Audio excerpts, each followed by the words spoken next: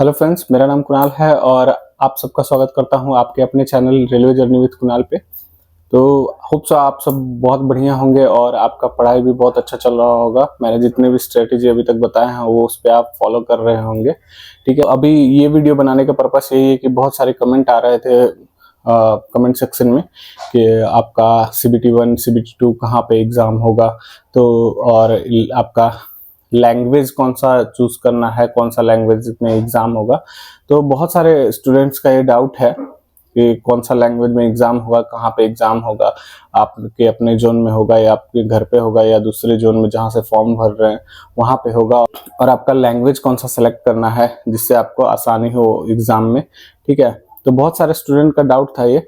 तो मैं सोचा कि पहले भी मैं बहुत सारे लाइव सेशन में भी आपको डाउट क्लियर कर चुका हूँ, उसके बाद आपको पहले भी वीडियोस में बता चुका हूँ ये सारा CBT1 CBT2 कहाँ होगा और लैंग्वेज क्या सिलेक्ट करना है, पहले भी बता चुका हूँ मैं। लेकिन फिर भी सोचा कि एक सेपरेट वीडियो बना देता हूँ जिससे कि आप लोग को देखने में आसानी हो जाए। अगर आप पहली बार मेरे वीडियोस को देख रहे हैं और मेरे बारे में नहीं जानते हैं तो प्लीज़ आप मेरे चैनल को विजिट कर लें। आपको वहाँ से रेलवे के रिगार्डिंग, RRB JEE के रिगार्डिंग संपूर्ण जानकारी मिलेगा।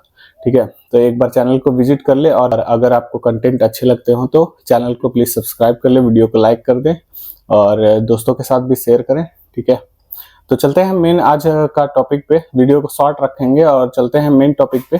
तो आज का मेन टॉपिक है आपका जो CBT1 और CBT2 एग्जाम कहाँ होंगे और लैंग्वेज क्या एग्जाम में सेलेक्ट करना है, ऑप्ट करना है। ठीक है, तो फर्स्ट चलते हैं CBT1। CBT1 जो होगा, पिछली बार 2018 में मैंने जो दिया था उस समय देखो, रेलवे में आप फॉर्म अगर जितने भी अभी भर चुके हैं और भरने वाले हैं तो रेलवे में फॉर्म भरने में कोई सेंटर नहीं पूछता है। ठीक है, कोई भी सेंटर या नियर बाई स्टेशन, आपके घर के स्टेशन कुछ नहीं पूछता है। जैसे NTPC में पूछता है कि नियर बाई आपका स्टेशन कौन सा है।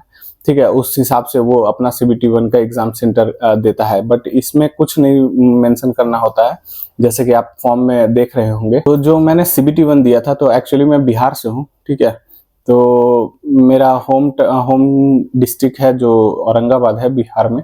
ठीक है, तो वहाँ से मैंने अपना जो परमानेंट एड्रेस था वहाँ दिया था और प्रेजेंट एड्रेस भी मैंने वहीं पे दिया था। ठीक है, तो आपका मेरा जो एग्ज़ाम था CBT1 था वो जो कंप्यूटर बेस्ड टेस्ट जो है CBT1, ठीक है, तो वो मेरा पटना में दिया था। ठीक है, तो बिहार में ही दे दिया, होम टाउन में ही अपना दे दिया।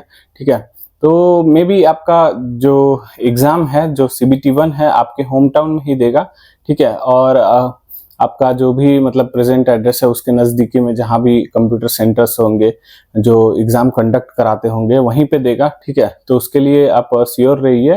ठीक है, कि आपका CBT1 आपका होम टाउन में ही देगा। आप चाहे कहीं से भी फॉर्म फिलअप कर रहे हो, चाहे आप नॉर्थ के हो और साउथ में फॉर्म फिलअप कर रहे हैं, मान लीजिए दिल्ली से हैं आप या फिर हरियाणा से हैं आप और आप चेन्नई भर रहे हैं और अगर मुंबई भी भर रहे हैं। ठीक है, तो दिल्ली से हैं तो दिल्ली में होगा, हरियाणा से हैं तो हरियाणा में होगा, मतलब जहाँ पे एग्जाम होता है सेंटर आपका नज़दीक में है तो वहीं पे होगा। ठीक है, और CBT2 क्या है, जो 2018 में जो वैकेंसी निकली थी, 2018 में हमने जो दिया था वो CBT2 का एग्जाम जो दिया था वो जहाँ जोन से भरा था वहाँ दिया था। जो मैंने भरा था वो RRB कोलकाता से भरा था, तो मेरा जो CBT2 का एग्जाम सेंटर था सॉल्ट लेक में था। ठीक है, सॉल्ट लेक कोलकाता में है। ठीक है, तो CBT2 मेरा वहाँ पे सॉल्ट लेक में दिया था सेंटर। ठीक है, तो उससे एक आइडिया मिल जाता है कि आपको जो CBT1 होगा वो आपका होम टाउन में होगा। ठीक है, मे बी होम टाउन ना हो तो जो राजधानी है वहाँ का, तो वहाँ पे तो ये कंप्यूटर बेस्ड टेस्ट सेंटर होते ही हैं, तो वहाँ पे होगा आपका। ठीक है, और CBT2 जो है आपका जो जोन जहाँ से फिल कर रहे हैं वहाँ पे होगा। तो ठीक है, ये डाउट अपना क्लियर कर लीजिए। ठीक है, इसमें किसी को कोई कंफ्यूजन नहीं होना चाहिए और बार बार आप एक ही कमेंट नहीं किया कीजिए कि CBT1 कहाँ होगा, CBT2 कहाँ होगा। इंस्टाग्राम पे भी आप लोग वही चीज पूछते हैं बार बार, मैं 2-3 वीडियो में भी बता चुका हूँ, फिर भी आप लोग एक ही क्वेश्चन पूछते हैं। ठीक है, और सेकंड है आपका लैंग्वेज क्या सेलेक्ट करें जिससे एग्जाम में आपको कन्वीनियंस हो। ठीक है, तो देखो लैंग्वेज 15 है शायद। ठीक है, जो नोटिफिकेशन आप लोग पढ़ेंगे तो उसमें 15 लैंग्वेजेस हैं। ठीक है, इंक्लूडिंग इंग्लिश। ठीक है, तो जो इंग्लिश होता है वो बाय डिफॉल्ट लैंग्वेज होता है। ठीक है, जो इंग्लिश आपका होता है वो बाय डिफॉल्ट लैंग्वेज होता है। देखिए मेरे पास ट्राइपॉड अभी यहाँ पे उपलब्ध नहीं है, इसलिए थोड़ा सा वीडियोस क्वालिटी जो फ्रंट कैमरा से कर रहा हूँ मैं, तो थोड़ा सा मैनेज कर लीजिए। तो मैं यही बता रहा था कि लैंग्वेज जो है, ठीक है, लैंग्वेज जो क्या सेलेक्ट करना है, 15 लैंग्वेज तो दिया है, ठीक है। तो बाय डिफॉल्ट मैं पहले भी बताया था कि बाय डिफॉल्ट आपका लैंग्वेज जो होगा वो इंग्लिश में ही रहेगा। चाहे आप कोई भी लैंग्वेज सेलेक्ट कर लें, आपका इंग्लिश में तो रहेगा ही रहेगा, ठीक है। तो मान लीजिए अब कुछ लोग बोल रहे थे कमेंट में, मैं इंग्लिश में करूंगा तो हिंदी में भी वो कन्वर्ट हो जाएगा। वैसे तो गुजराती में भी होना चाहिए फिर कन्वर्ट, या फिर आपका दूसरा लैंग्वेज जो है तमिल हो गया, तेलुगु हो गया, उसमें भी कन्वर्ट होना चाहिए। तो ऐसा नहीं होता है, ठीक है। अगर आप ऑप्ट करते हैं कि इंग्लिश लैंग्वेज ही सेलेक्ट करेंगे तो आपका सिर्फ इंग्लिश लैंग्वेज में ही क्वेश्चन पेपर खुलेगा, ठीक है। ये बात को ध्यान रखें। और अगर आप ऑप्ट करते हैं कि तेलुगु लैंग्वेज हो या फिर हिंदी लैंग्वेज सेलेक्ट करते हैं तो आपका दोनों लैंग्वेज में आपका क्वेश्चन ओपन होगा, ठीक है। मे भी एसएससी में होता होगा, ठीक है, लेकिन मैंने भी एसएससी दिया है और वहां भी ऐसा कुछ नहीं होता है, ठीक है।